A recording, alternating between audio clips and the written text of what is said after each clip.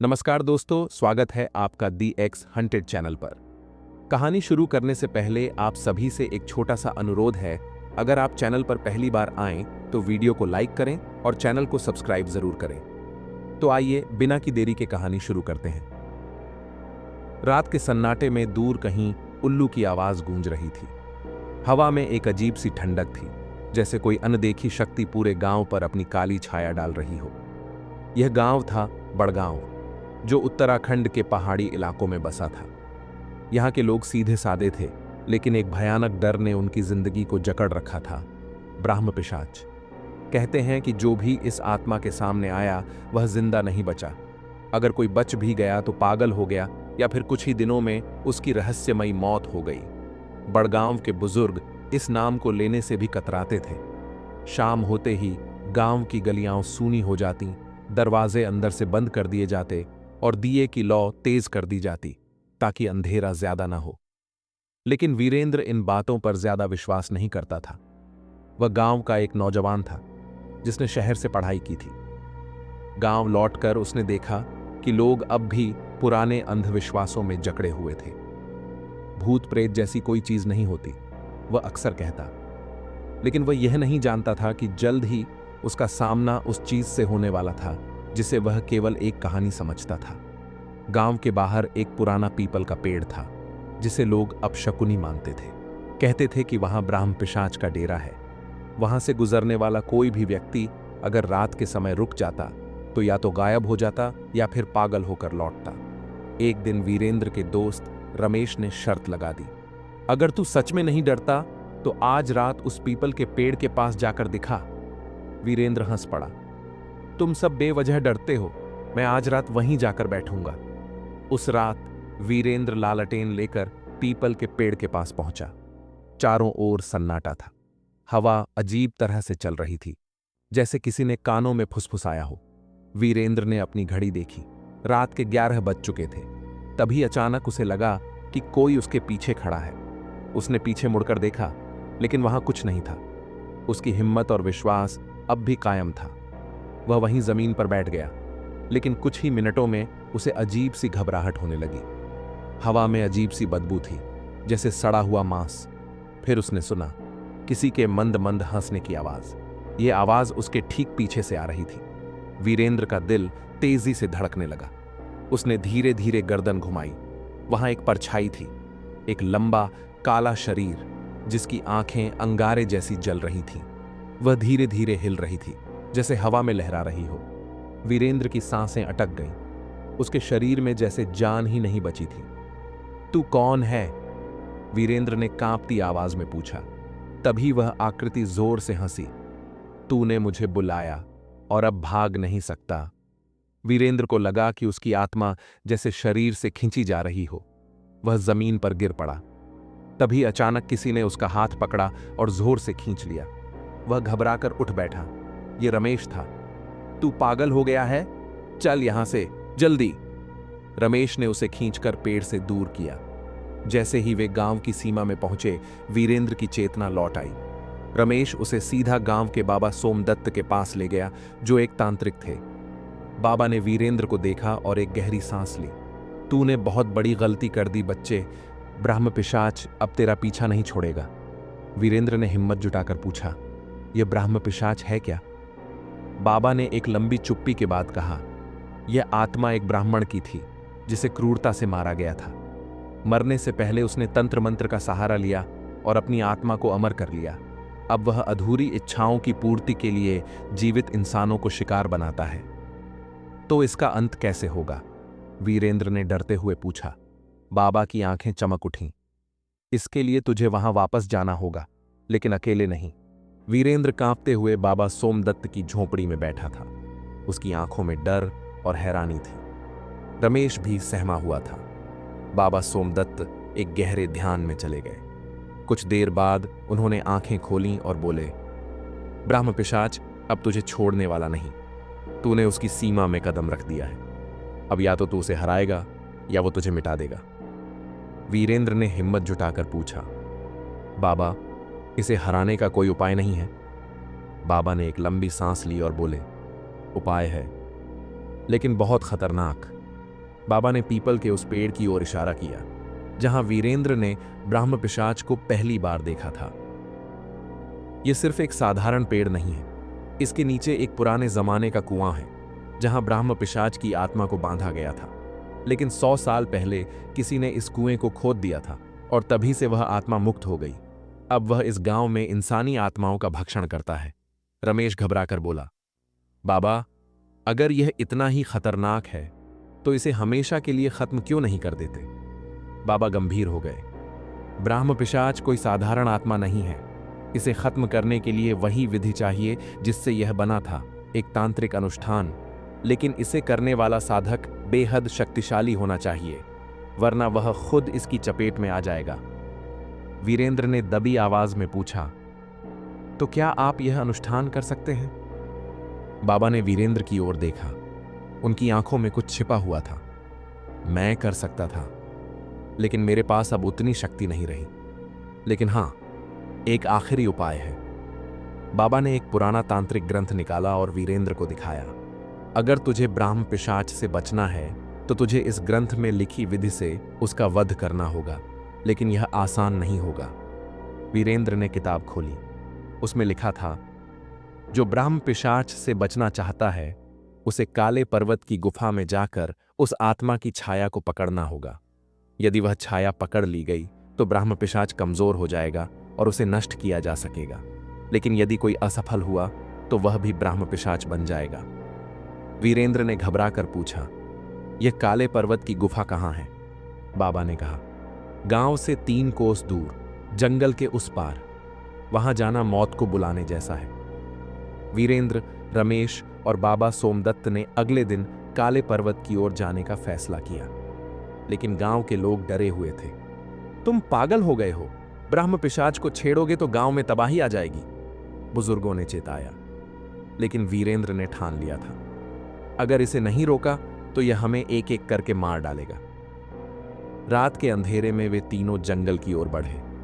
जंगल की हवा ठंडी थी, लेकिन उसमें एक अजीब सी गंध थी, जैसे सड़े हुए मांस की। हर तरफ घना अंधेरा था। रमेश धीरे से बोला, मुझे अच्छा नहीं लग रहा, हम कहीं फंस ना जाएं। तभी अचानक उन्हें सामने एक गांव का बूढ़ा व्यक्ति खड़ा दिखा। उसकी आंखें सफेद थीं और वह बिना पलक झपकाए उनकी ओर देख रहा था। तुम लोग मरने जा रहे हो, उसने धीमी भयानक आवाज में कहा। बाबा सोमदत्त आगे बढ़े और एक तांत्रिक मंत्र पढ़ा। लेकिन जैसे ही उन्होंने मंत्र पूरा किया, वह बूढ़ा आदमी हवा में विलीन हो गया। रमेश चिल्लाया, यह क्या था? बाबा ने गंभीरता से कहा, ब्राह्म पिशाच जान गया है कि हम उसके अंत की योजना बना रहे हैं। अब वह हमें रोकने की कोशिश करेगा। आधी रात को वे काले पर्वत की गुफा के पास पहुंचे। गुफा के अंदर अंधेरा था, लेकिन अंदर जाते ही वातावरण और ठंडा हो गया। जैसे जैसे वे अंदर बढ़ते गए, हवा भारी होती गई। तभी अचानक उन्हें किसी के सांस लेने की आवाज आई। वीरेंद्र ने लालटेन ऊंची की और तभी उनके सामने ब्राह्म पिशाच खड़ा था। उसकी आंखें लाल थीं, शरीर काला और सड़ा गला था। वह हवा में तैर रहा था। तुम मुझे खत्म करने आए हो? उसने गहरी गूंजती आवाज में पूछा। बाबा सोमदत्त ने ग्रंथ से मंत्र पढ़ने शुरू किए, लेकिन जैसे ही उन्होंने मंत्र पढ़ा, ब्राह्म पिशाच जोर से चीखने लगा। लेकिन तभी कुछ अजीब हुआ। बाबा अचानक कांपने लगे, उनकी आंखें सफेद हो गईं और वह जमीन पर गिर पड़े। बाबा! वीरेंद्र और रमेश चिल्लाए। ब्राह्म पिशाच हंसने लगा। मैंने कहा था, कोई मुझे नहीं हरा सकता। वीरेंद्र ने देखा कि बाबा अब भी कुछ बड़बड़ा रहे थे। वह उनके पास झुका तो बाबा ने अंतिम शब्द कहे, छाया को पकड़, तभी इसे खत्म कर सकता है। और फिर बाबा की सांसें थम गईं। बाबा सोमदत्त की लाश जमीन पर पड़ी थी। वीरेंद्र और रमेश कांपते हुए उसे देख रहे थे। उनकी आंखों के सामने अभी अभी मौत का भयानक नजारा गुजरा था। ब्राह्म पिशाच हवा में तैरता हुआ हंस रहा था। अब तुम दोनों भी मेरे शिकार बनने वाले हो। वीरेंद्र को बाबा के अंतिम शब्द याद आए, छाया को पकड़, तभी इसे खत्म कर सकता है। लेकिन ब्राह्म पिशाच की छाया को पकड़ना आसान नहीं था।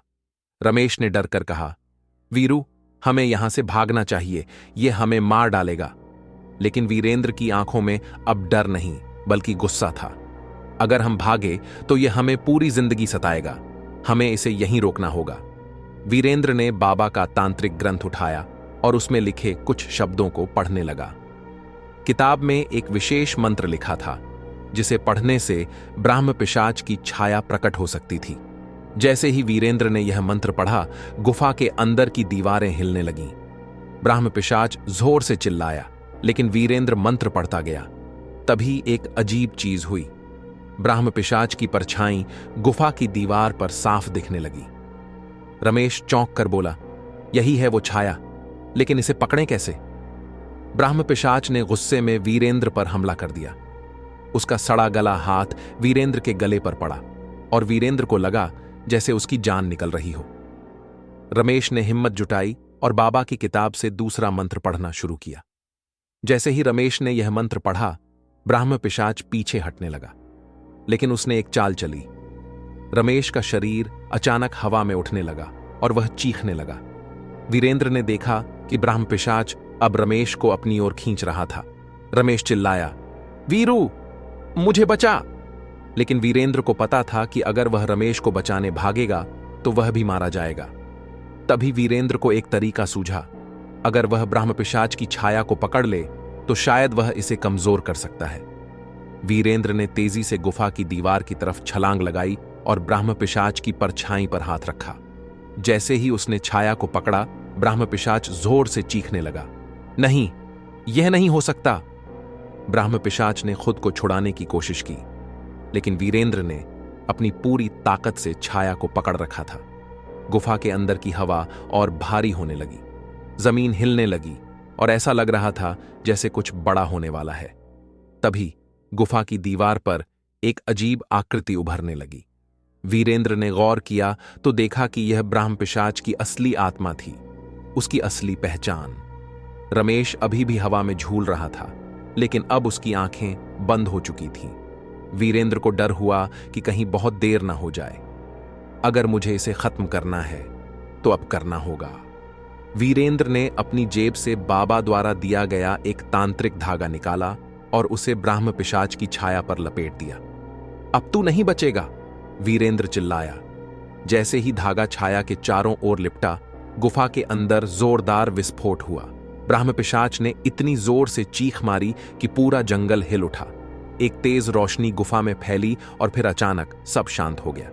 वीरेंद्र ने देखा कि ब्राह्म पिशाच गायब हो चुका था।